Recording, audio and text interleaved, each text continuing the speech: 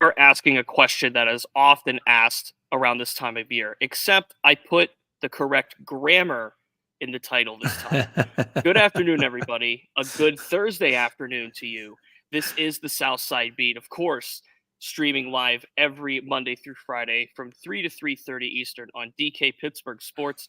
My name is Corey Crisan. Joining me, as always, is Chris Halicke. And the big question we strive to answer today, Chris, among Yeah. many, Mhm. is the Browns still the Browns? We move on. We turn the page, just as they want to do here on the South Side on a Thursday.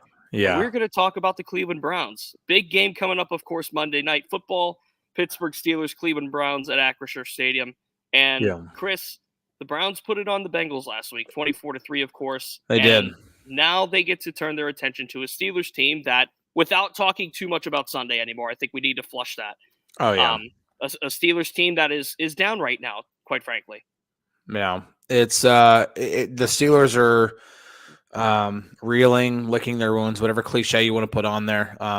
But it was obviously not a pretty performance. We've, dug at that, pretty deep. But, as we look ahead to what the Browns are doing, they really put it on like you said, they really put it on the Bengals. They really did.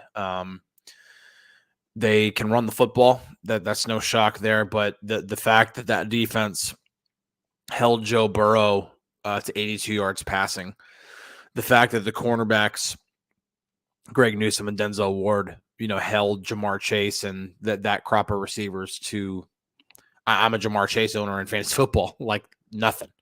I felt that, he gets to literally nothing. Yeah, I mean, it's impressive, and when those cornerbacks are doing their job, that allows the rest of the defense, especially their weaker spots like the second level at inside linebacker or the safety spot, especially with Juan Thornhill out. That makes their jobs a whole lot easier. And I don't need to talk about how good the edge rushers are. Obviously, Myles Garrett, being the main piece there, but still, this is a Browns team. I put it in the opponent preview on DKPittsburghSports.com. This is a team that looks like a contender in the AFC North, a legitimate contender. And I'm not trying. That's not an overreaction to week one or anything like that. We know week one can be fickle, as Ramon likes to put it, but at the same time, I said from the very beginning of the season, before the season started, actually, that the Browns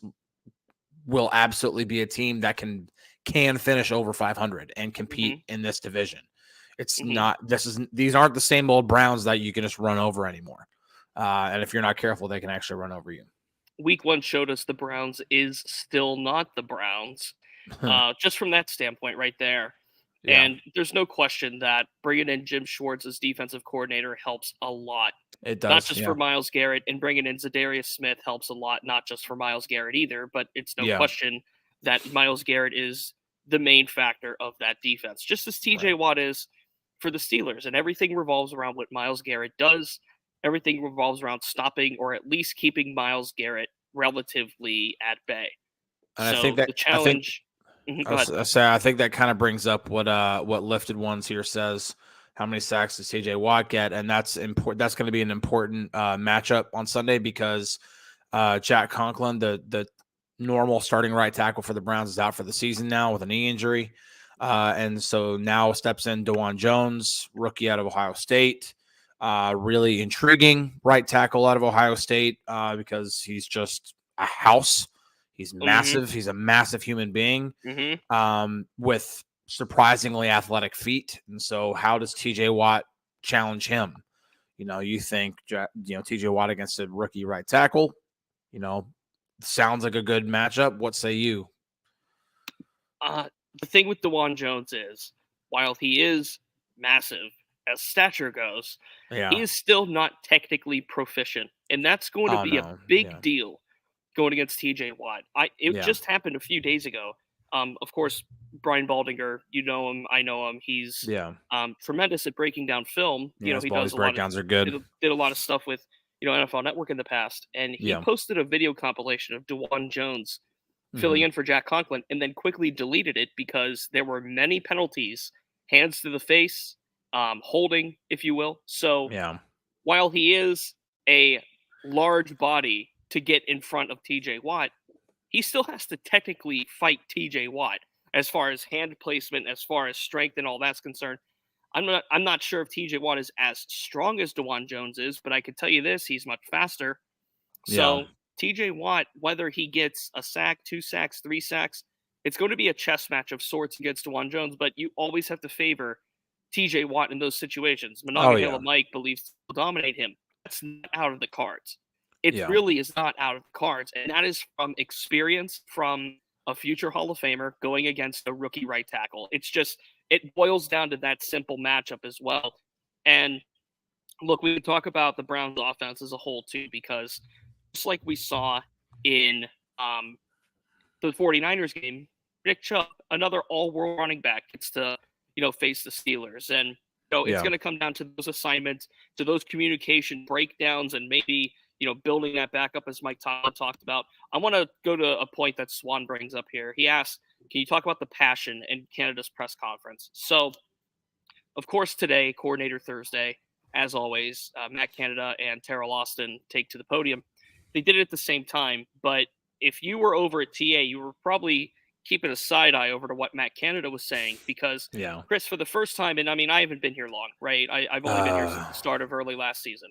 I have not heard Matt Canada speak with such bass, with such conviction, with such determination in his voice. And this is the first time in my experience being around Matt Canada that he got out in front of it by giving it was like a 1-20 long speech about how essentially terrible the Steelers played on Sunday. And he said a lot of what needed to be said, of course. He said a lot of what was going to be addressed in some shape or form by us. He got out in front of it, but the fact that he was not only able to get out in front of it, he also just spoke, and you have to go back and really listen to it and even watch it in some cases.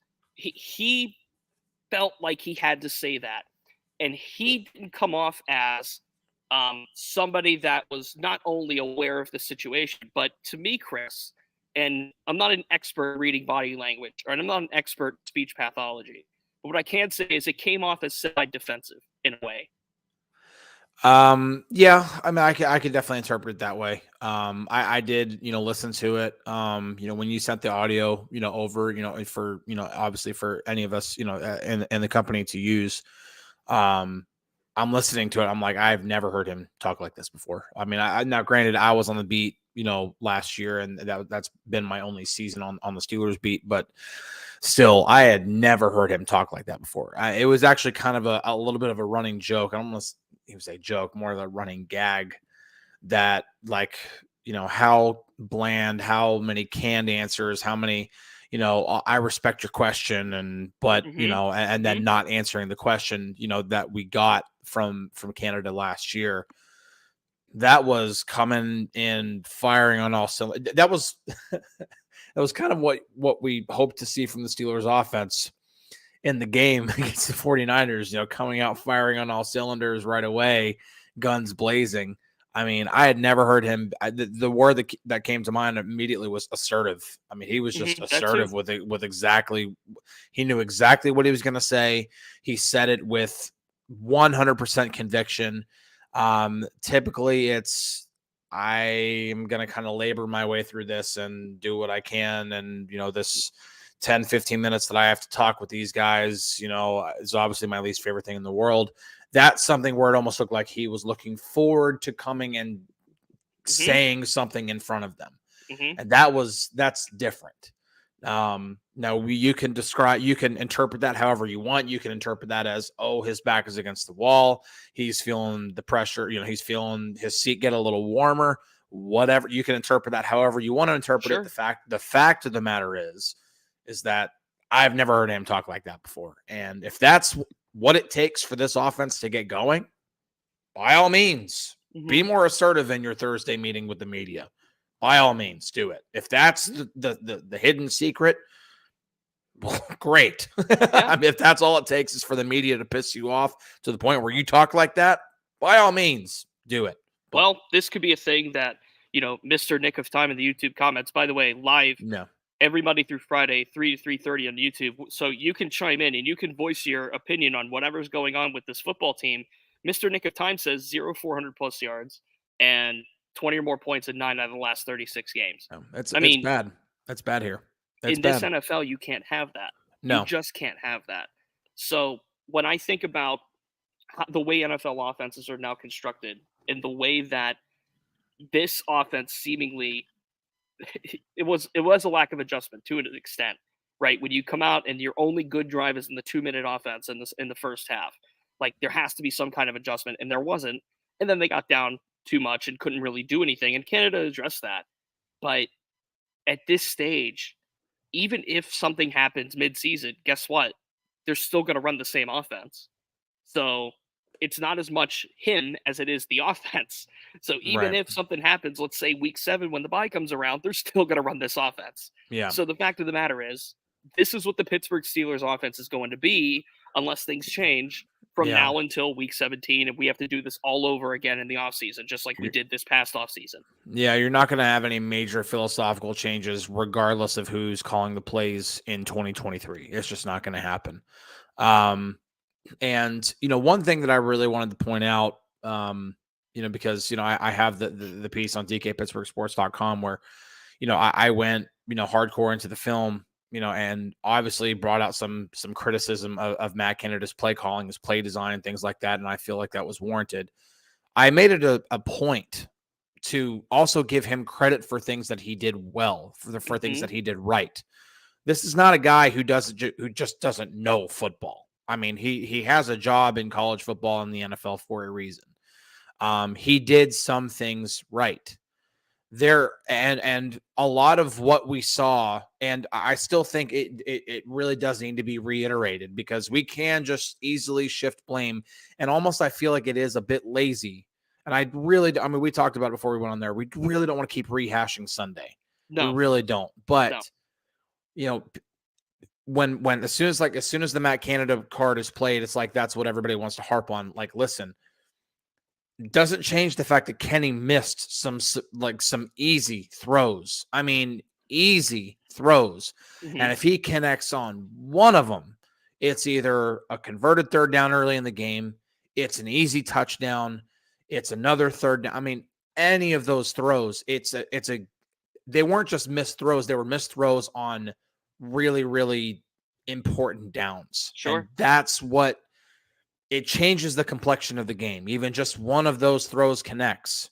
That 3rd and 5 to Deontay on that deep post, that's a massive gain down the field. The slant to Deontay, we threw it behind him, that's a slam dunk for a touchdown.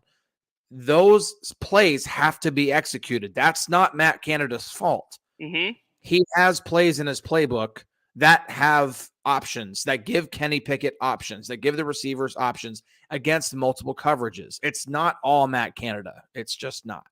Sure. So moving forward to Cleveland, yes, there are still some concerns that I have about watching Matt Canada's plays and being like, I don't like these schemes, or they don't need to keep going back to a shallow cross concept all the time, especially when you're playing a 49ers defense that's very strong in the middle.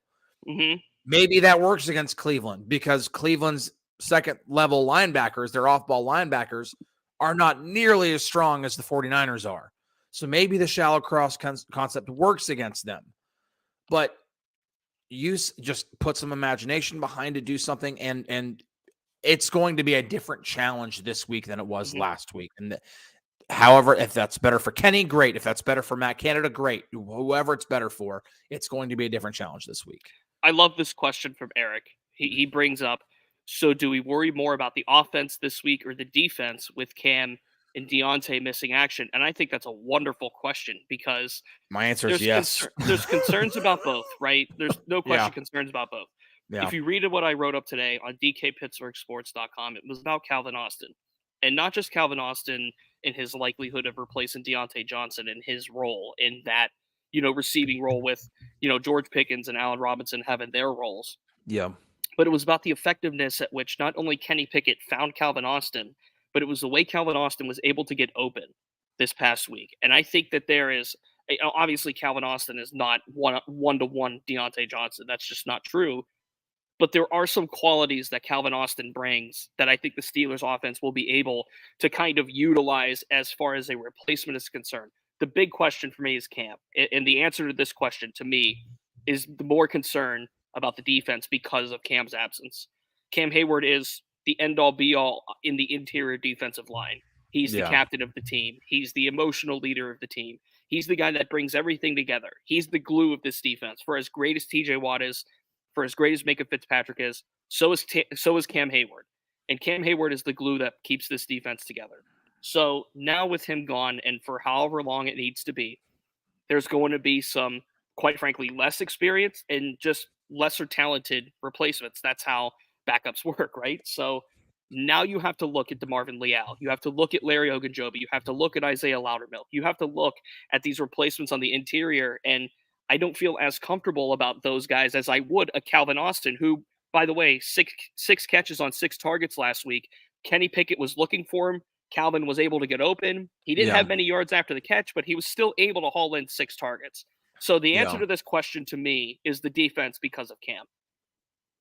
Yeah. The defense, just because of what the 49ers did to the Steelers interior in the running game, that was concerning to me. Like those first few drives where the 49ers obviously got out in front because, obviously the Steelers offense wasn't doing anything. But I think I even said in the moment, like my biggest concern of everything going on right now, and that was like in the moment, that was before we saw Kenny miss more passes. And that obviously became a huge concern for me, was the fact that the defensive, the interior defensive linemen were getting shoved around. They were not getting any kind of push.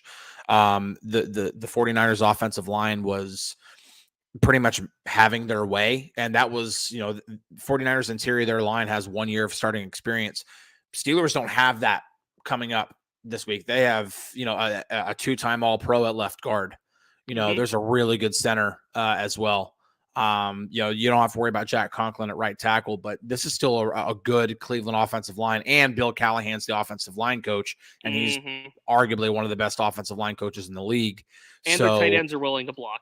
Yeah, so this is, it's, if anything, the offensive, the how to play against the offensive line is probably going to be even harder this week than it was last week. So they have a huge challenge in front of them. But then again, on the other side of it, Denzel Ward and Greg Newsome, Mike Tomlin said that they might have won the game for Cleveland because of what they did and how that just had a awesome ripple effect for that defense, with how they defended Joe Burrow and that usual high flying offense. And man, you now have your receiver who's the best at creating separation, not out there. Now, not saying Calvin Austin can't get separation, but I have no tape, NFL tape to really back that up. I have 1 game's worth, and even that's not a full game.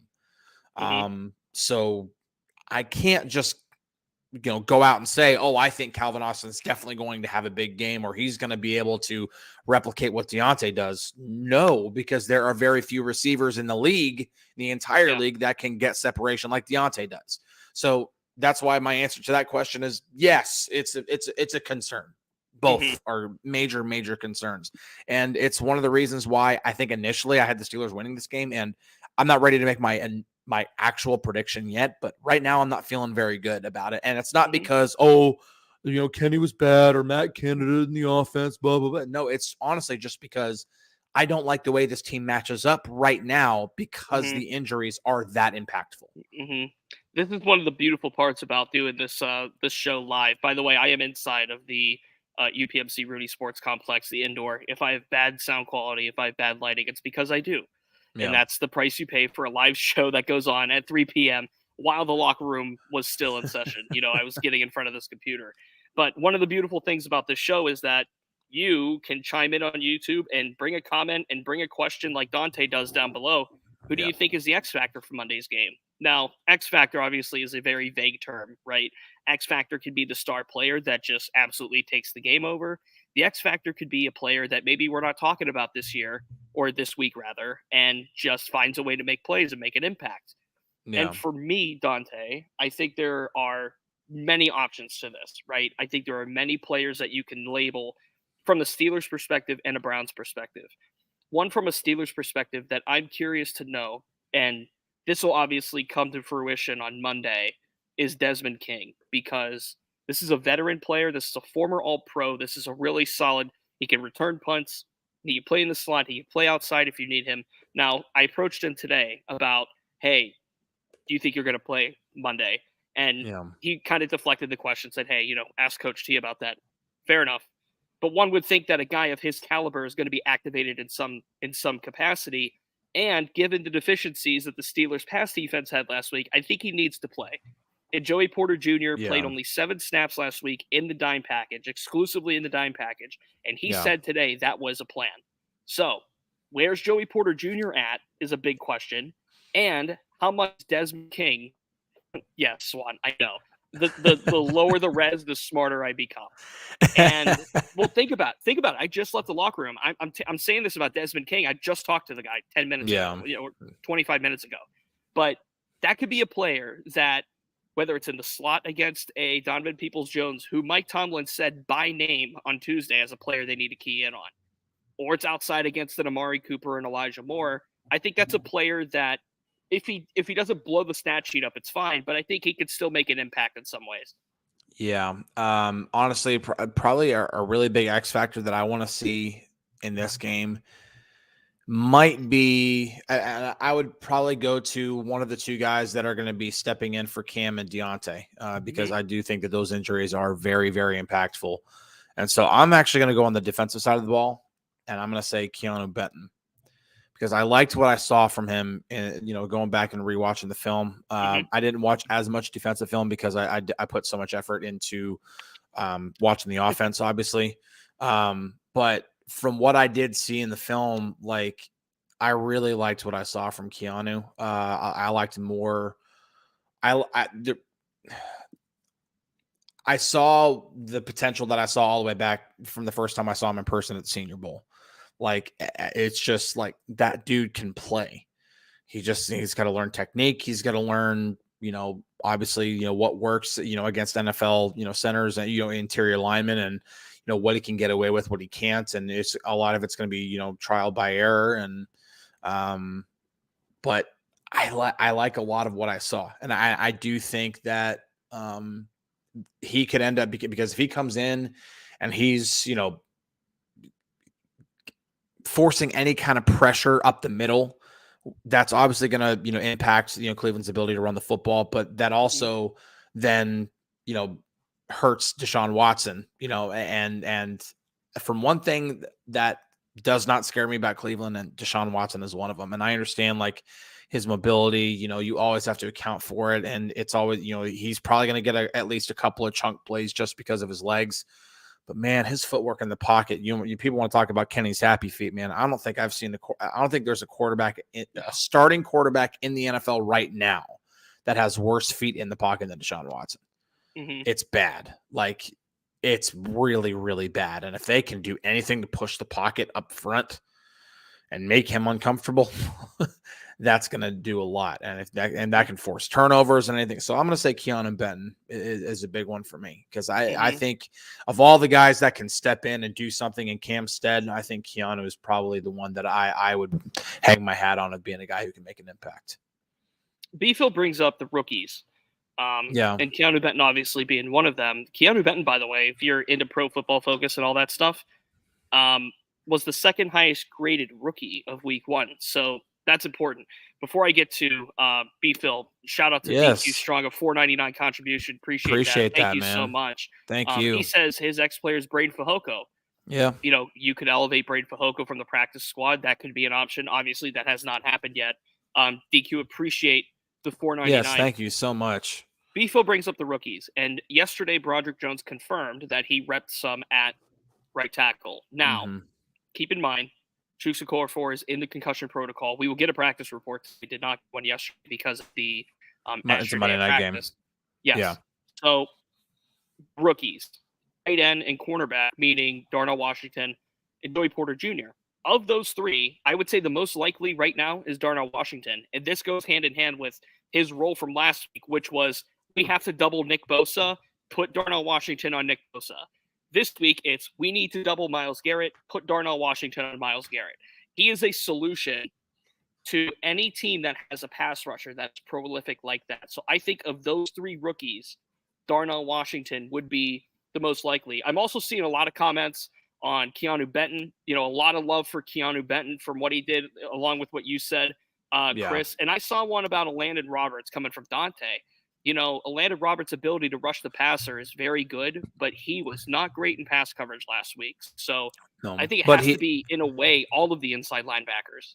I do think that this is a better matchup for Landon Roberts. Not only because he's a good blitzer, and so he can put pressure on Deshaun Watson, but he's also a very, very good linebacker in run defense.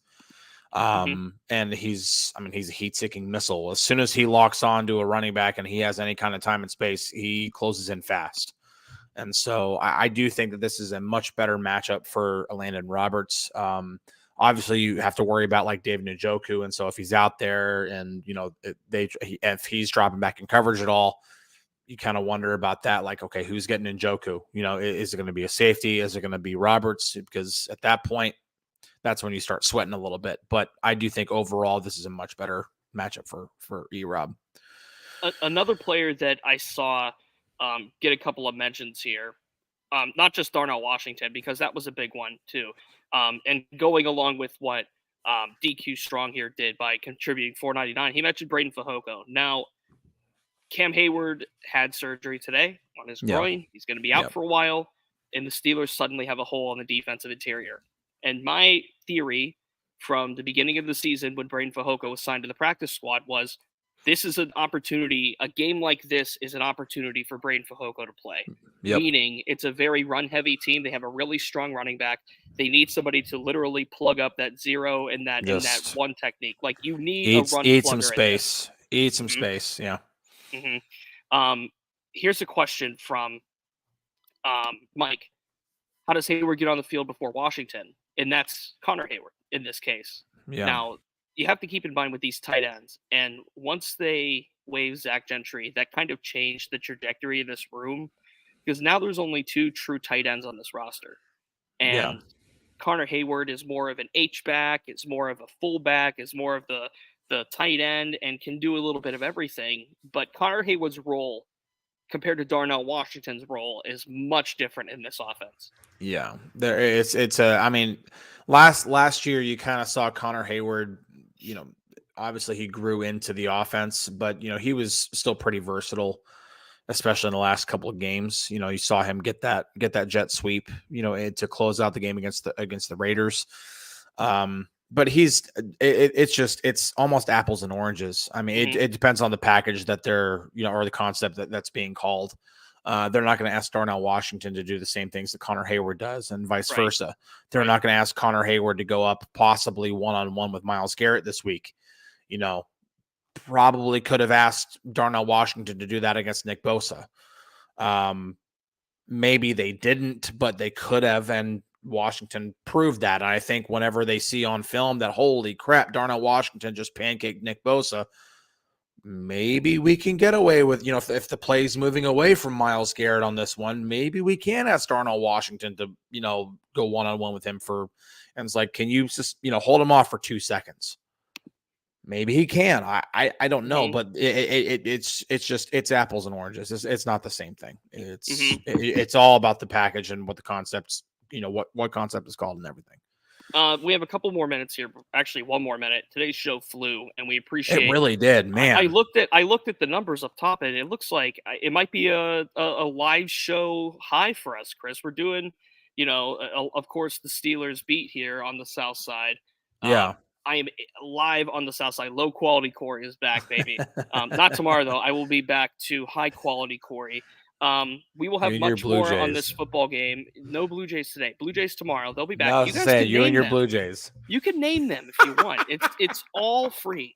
I see a lot more questions coming in, and we'll put a pin in these for tomorrow. Make it free safety and how good the Browns' run defense is. Yeah. A lot more to be discussed about this game. We have tomorrow, then we have Monday to discuss this. So for now, we're going to sign off, and we'll throw it to DK and Ramon in about 30 minutes for the Ramon Foster Show. But for now, He is Chris Halicke. I am Corey Crisan. This has been the Southside Beat, a Thursday edition. We'll talk to you on Friday. Cheers.